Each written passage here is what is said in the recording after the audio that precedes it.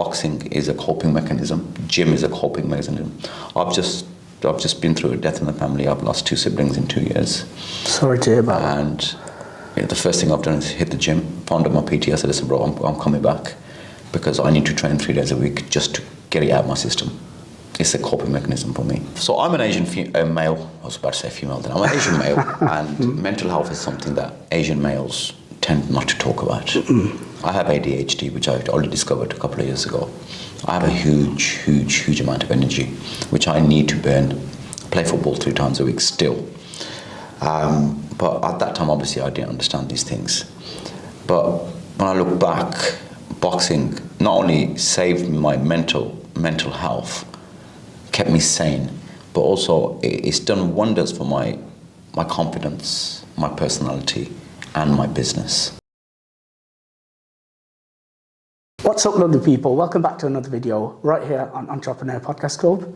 I'm your host, Mr. EPC. Give big, massive round of applause to a very special guest, Abid Khan. So welcome to the show first and foremost, and thank you very much for your time. No problem. Thank you for having me. No problem. So do you just want to tell the viewers a bit about yourself?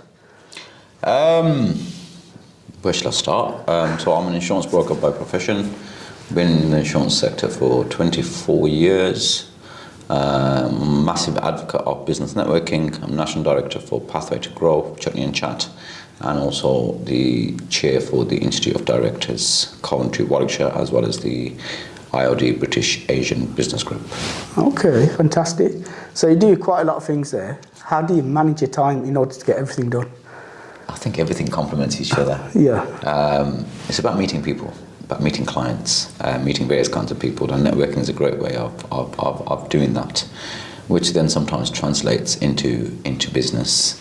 Yeah. And if it doesn't translate into business, you're making a bunch of really good friends and a support network who may not be your clients themselves, but they will certainly be your ambassadors to their networks as well. Okay, fantastic. So in terms of networking, you mentioned there about networking. Yeah. And the importance of networking. So how did you get into the insurance industry? Is that via networking or for a different route? No.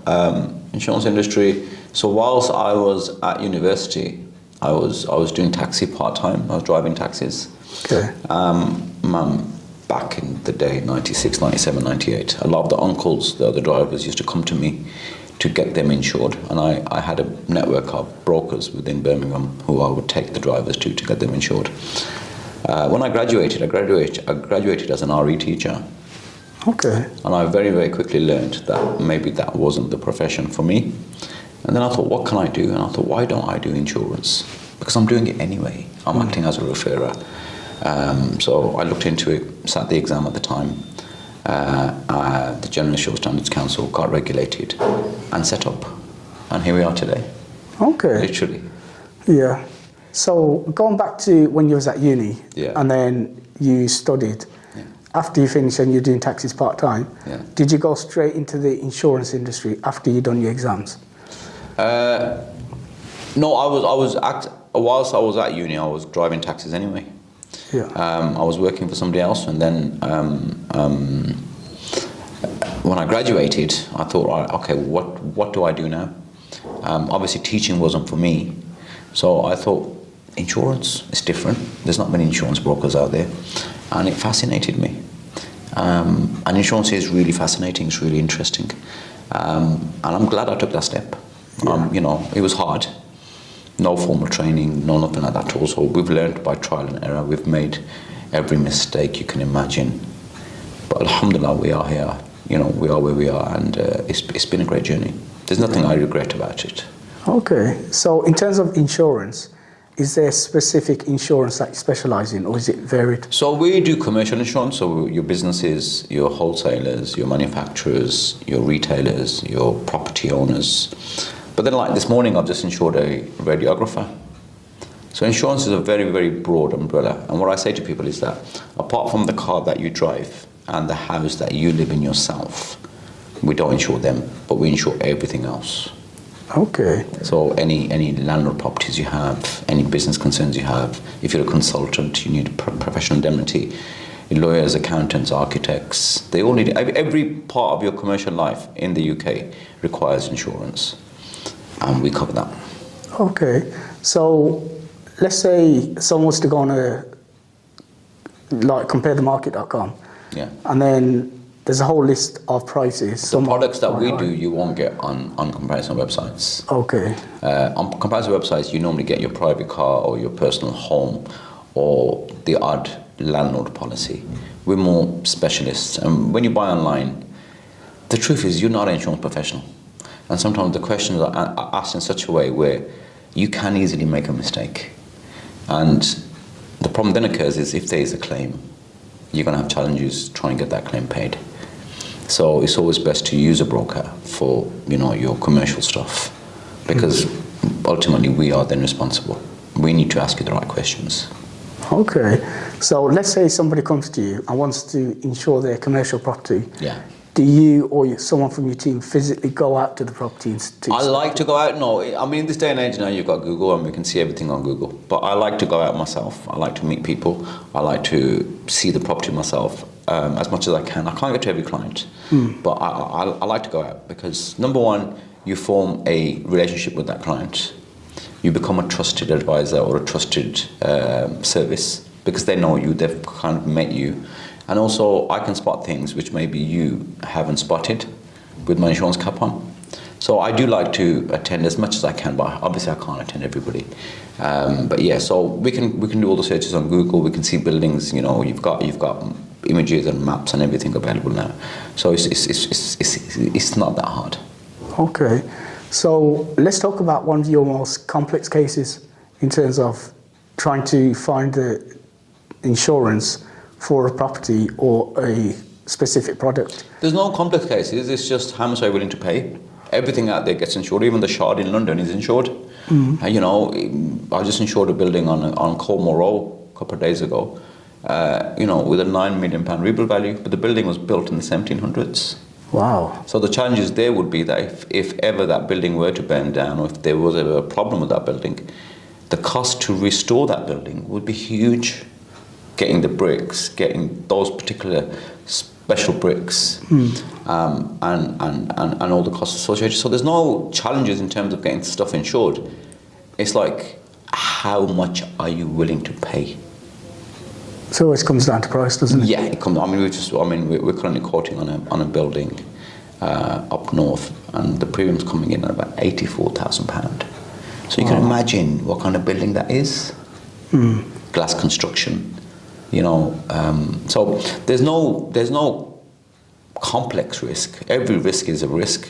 It just depends on how much are you willing to pay. Are you willing to pay? Yeah. That's what it is. Okay, fantastic. So where were you born and bred? Oh, wow. Okay. So I was born in B10, Small Heath. Shout out to the B10 Massive. I was raised in B8, Ward End, Alum Rock. And then my parents took the decision to move us out of that area and took me to Selly Oak, which was predominantly a white area at the time. Very, very few Asians, 5-6 Asians in that area. So yeah, I've had a kind of a mixed upbringing in terms of areas. Thankfully, we moved out of, the hood at a very early age. Okay, so what age were you when you moved out of Alum Rock? About 10. At 10. Yeah. And in terms of your schools, did you go to school in Selly Oak or? Yeah, so I went Moshereef first. I went Saltley first, then I went Moshereef. Got expelled from Saltley.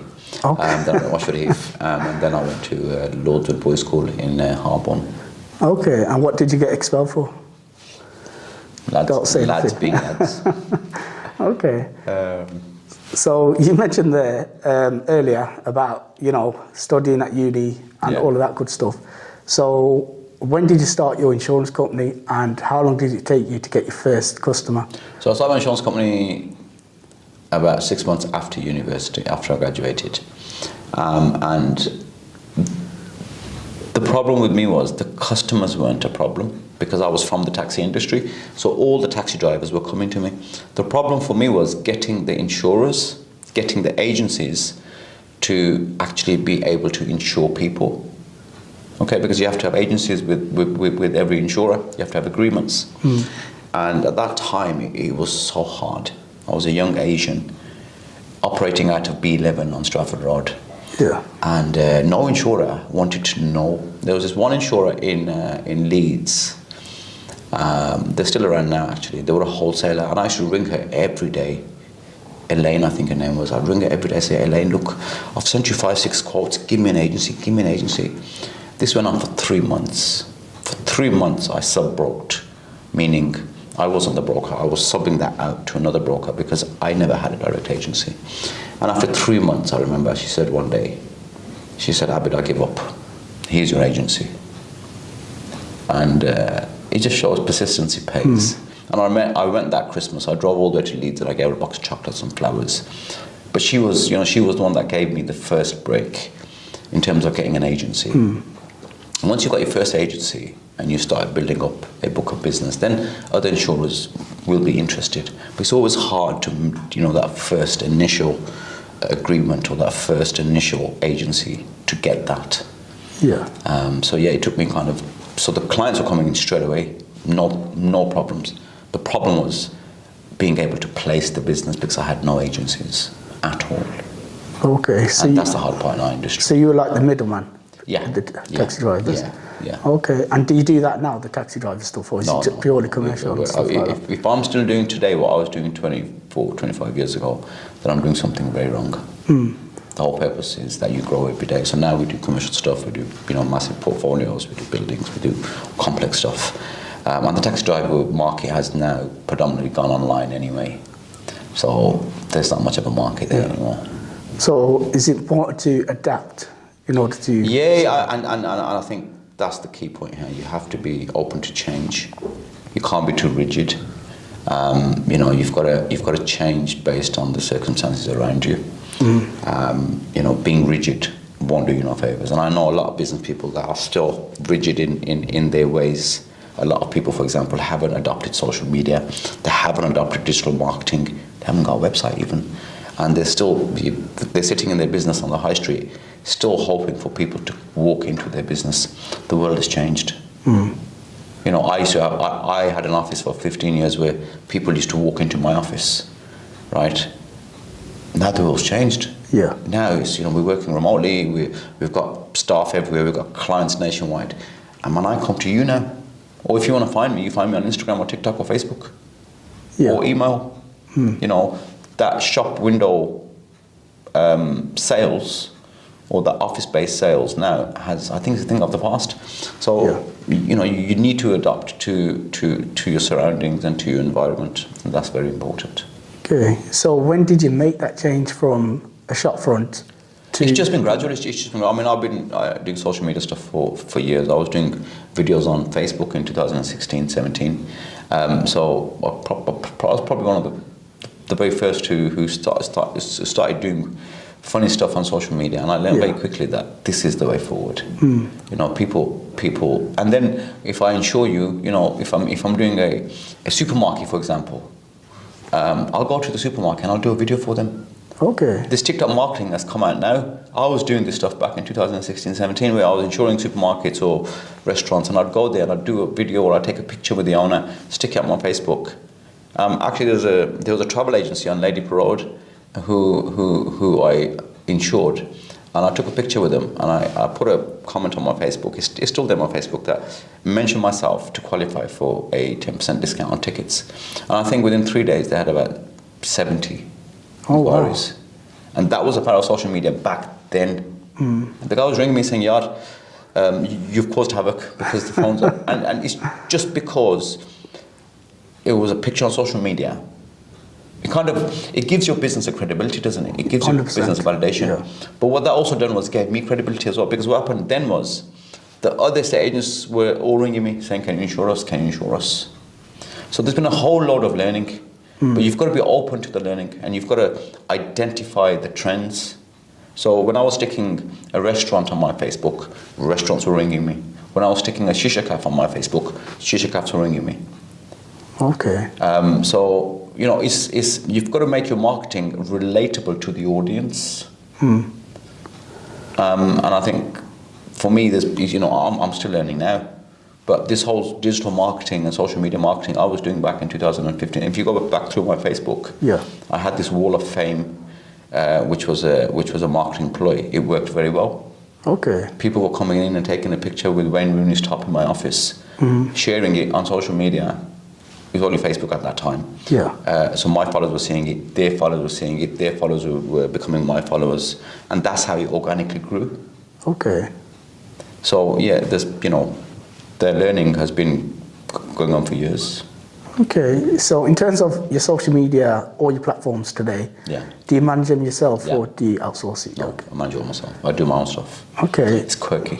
And I mean, now you can't even tell with the algorithm. So I'll do a video which I don't think much of, and it'll go viral.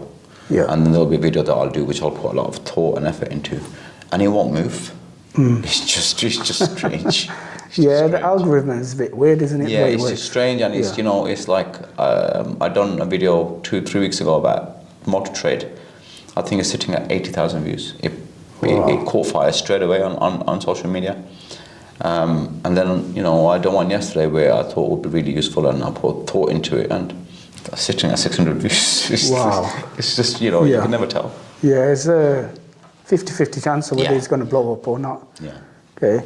So you mentioned previously off camera that you was a boxer. Yeah. So do you just want to tell the viewers a bit about your boxing career? Yeah, so I boxed at Dudley actually, Okay. out of Private Park. I had a few fights, nose broken, teeth Wow. teeth are fake.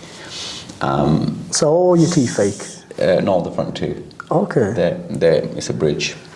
Any dentist out there, I could do with some implants. But yeah, so yeah, I had 16, 17 fights. And I think the boxing is very important for me because prior to the boxing, because of my taxi background, I was rather obese. I was very, very fat. Okay. I was huge. For many years, I was rather large. If I give an example, I was 38 waist. For a 5'7" guy, 38 waist is huge. Yeah. It's massive. And one day I woke up and I thought, right, okay, I need to lose this weight. And I went all in to the point of anorexia. Really? I was anorexic. I had to have counselling for that. Wow. And I had PTs who were giving me training plans and diet plans. I was following the training plans. I wasn't following the diet plans because I didn't want to eat anything. I was going 3-4 days without eating a single thing. I was drinking the protein shakes, Yeah. but not consuming any food at all. Got to a point where I got rather poorly, and I just fell into boxing through my personal trainer, and I loved it. But Okay. what I started realizing was that if I had no food in me, I had no energy to fight. When you're training, but boxing training is phenomenal, Yeah. physically and mentally. And for me, I realize now that boxing is a coping mechanism. Gym is a coping mechanism. I've just been through a death in the family. I've lost 2 siblings in 2 years. Sorry to hear about that. And you know, the first thing I've done is hit the gym, found out my PT. I said, listen, bro, I'm coming back because I need to train 3 days a week just to get it out of my system. It's a coping mechanism for me. And I enjoy it. And it's the only time that I've got to myself without the phone, without the headache, without the noise. So, you know, on a mental health perspective, that's my coping mechanism. So when I started boxing, I realized that if I ain't got food inside me, I got no energy. I can't do the rounds. So I started eating a bit, but then I was very conscious about how many calories are going in and how many rounds I'm doing, because you do burn some serious calories when you're training for boxing or when you're even sparring. I just loved it. Yeah. I just loved it. I put myself down for fights and just started getting involved in everything. Wow. So Okay. yeah, absolutely loved it. I can't fight now. Well, I still do train pads and stuff, but I'm too old now. Obviously my teeth had a bit of a worry because if I get punched in the mouth, my teeth are gone. Yeah. So, you know, it's a bit, but otherwise, yeah. Okay. So you mentioned there that you're quite obese. Yeah. So at what age did you go through that transition and started boxing? I was about 2007, 8. Yeah, about 2007 and 8. 2007. I was actually probably a bit earlier. I've kept it off now for about 20 years. But honestly, if you see, in the old days, there wasn't many these phone the cameras on your phone, so you had the old cameras. We used to develop the pictures. So there's a few pictures of me floating around here and there. Yeah. You'd never recognize me. Never. I was absolutely huge. Really? Wow. Huge. Okay. So you mentioned there about boxing and mental health. Do you just want to elaborate a bit about that? Boxing and mental health. So I'm an Asian male. I was about to say female then. I'm an Asian male, and mental health is something that Asian males tend not to talk about. I have ADHD, which I already discovered a couple of years ago. I have a huge amount of energy, which I need to burn. I play football 3 times a week still. But at that time, obviously, I didn't understand these things. But when I look back, boxing not only saved my mental health, kept me sane, but also it's done wonders for my confidence, my personality, and my business. There's so many lessons from that sport that I've adopted into my business and into my everyday personality. So, at school, I was the kid that stuttered. I was the kid that couldn't say yes, miss, when they called my name on the register. I was the kid that never got picked for football because I was the one that stuttered. I was the only Asian in the school anyway, because back in the day when I moved to Wood End, there wasn't many Asians there. So we went through them challenges anyway, being Asian, being different.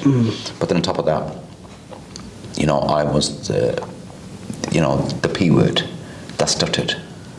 Okay. So my confidence was non-existent.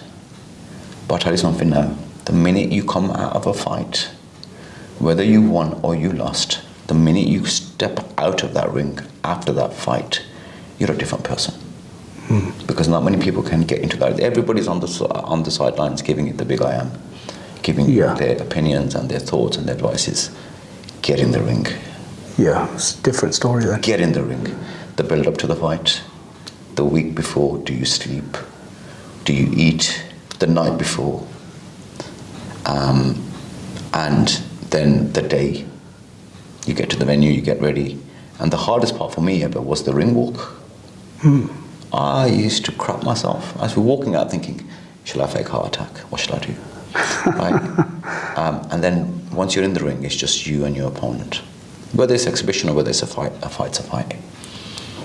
But when you finish that fight, and you realize that you've just been through war, it puts a different perspective on life. It mans you up, it puts hair on your chest. For me, it did. So yeah, I honestly, any form of sport, but particularly boxing, because it's just you. But see, I play football. Football's a team sport. Yeah. You can hide away. But in boxing, you can't. Because it's just you and your opponent. And it's full on. So, discipline is huge. And, you've got to train a bit. I was running 5 miles every morning for 6-7 years. Okay. I'd miss 1 day a week, but I was running every single day. And the same discipline, I apply in my business. I turn up every day. Whether the phones are ringing or not, I'm there. Training, if you don't train, right, you're not going to fight well. In business, do we have the right training? Are we qualified to be business people? Do we know what we're talking about? You've trained a certain fight plan, and your opponent comes in and he's changed his style. Can you adapt to that? If you take a shot and get dropped, can you stand back up and carry on? If your business takes a blow and you have a loss, have you got what it takes to carry on, or are you going to just shut up shop? There's so many lessons. So boxing for me was an absolute savior. Okay. And I recommend anybody get into a sport that you enjoy, because as well as the physical benefits, the psychological benefits and the mental health benefits are unrivaled. Okay, so let's say you didn't go into boxing, would you be where you are today? I doubt it. Yeah. Honestly, I doubt it. Yeah. I doubt it, because, as I said to you before, everything that I've done in the past were the ingredients of what I am today. And what I'm doing today are the ingredients for what I will become tomorrow. And all these things, they condition you and they shape you to make you what you are. So these sort of experiences and activities are very, very important. So I take issue with people who don't go networking, who don't want to go out, are happy and comfortable in their situation. You should never be comfortable, because you always want to be learning. If you're not learning, then what's your purpose? Because if you're not learning for yourself, then the more you learn, the more you're going to pass on to your children. Yeah. Yeah? So, there's a stage of life where you're learning for yourself, and then there's a stage of life where you're learning for your children. So, how can you say I'm comfortable? Or how can you say, I don't need to do this, or I don't need to go out networking, or I don't need to meet people, I'm well off? It's not all about money, is it? Yeah. What is wealth? Is it the currency, or is it your experience and knowledge? Define wealth. For me, it's about learning, about meeting people. The money comes and goes. Yeah. Okay. So if someone's looking at you, they say, yeah, you've made it, which you have, but what things do you do to make you feel uncomfortable? I'm here now. I'm a guy that stutters. Yeah. And I'm sitting here doing an interview with you. So I put myself in situations which I'm uncomfortable with, and then I work my way out of them. I go through the process. I couldn't do these sort of things. I couldn't speak the way I'm speaking. And it may sound minor to you, but let me tell you something. When you have a stutter, as bad as I do, it's a big problem. But I've learned to deal with it. It's all about the breathing and how I speak. Because of my ADHD, I was like really fast at doing everything. So when I was stuttering, my mouth was moving quicker than my brain. Okay. So I'd say the word and think about it afterwards. And they wouldn't come out, and that's why I used to stutter. So, when they call your name in school, the school register, I used to start having to say, yes, miss, 3 names before my name was called, in order to get yes, miss out at the right time. Do you know how embarrassing that is? And when you're the only Asian in the classroom. It may seem funny, yeah. But when you're a child of 8, 9, 10 years old, and you're having to go through that, it ain't nice, man. Yeah. And that kind of, conditions you in a certain way.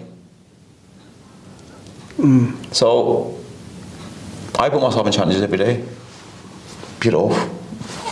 It's fun to get out of them, because then you feel a sense of achievement. Yeah. I've conquered that today. I've done that today. I've done something different. I've done something today that I didn't do yesterday.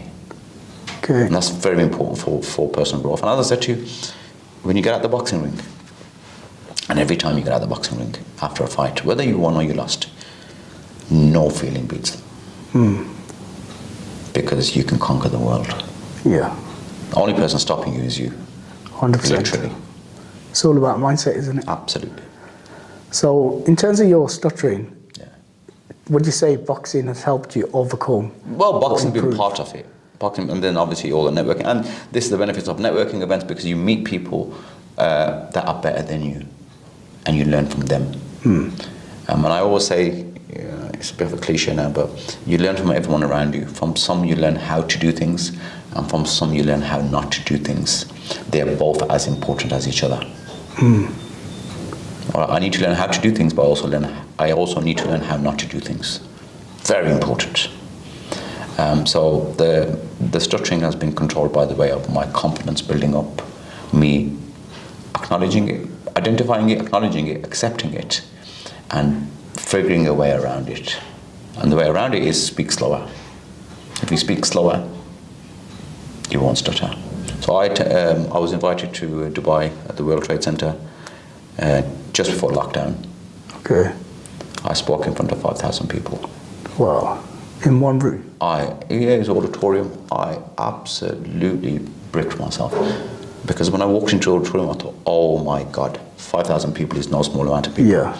And these are professionals from Dubai, and I'm thinking, and the speaker lineup was myself, some members of the royal family, John Lee, who's an influencer, and I'm thinking, what am I doing here? These are going to throw eggs at me. But I composed myself and I pulled it off. Wow. So this is a lad born in Smallheath, raised in Alum Rock, with a stuttering problem, who went, and it's no biggie. But for me, it's an achievement, because of my structuring problem. If I can go and do that, what can't I do? So how did you get there? I was just invited through social media. I was invited because they've seen our events, Chutney and Chat, and and social media is a great way of obviously marketing and doing some research on people. So I was just invited by the organisation to come and speak at their event. Okay, so let's say someone's from the hood, and they're looking at you because you're a huge inspiration, and they want to follow your footsteps. What advice could you give them? Man. Fix up. Leave the man them alone. Get yourself to my networking events. Connect with the right people, and honestly, the world will change. You are a product of your surroundings. If you hang around with the people who want the next Audi S3, then that's what you'll become. And if you hang around with the people who have aspirations, then that's what you'll become. So it's about who you associate yourself with, what circles you're rolling in, and how much you want to better yourself.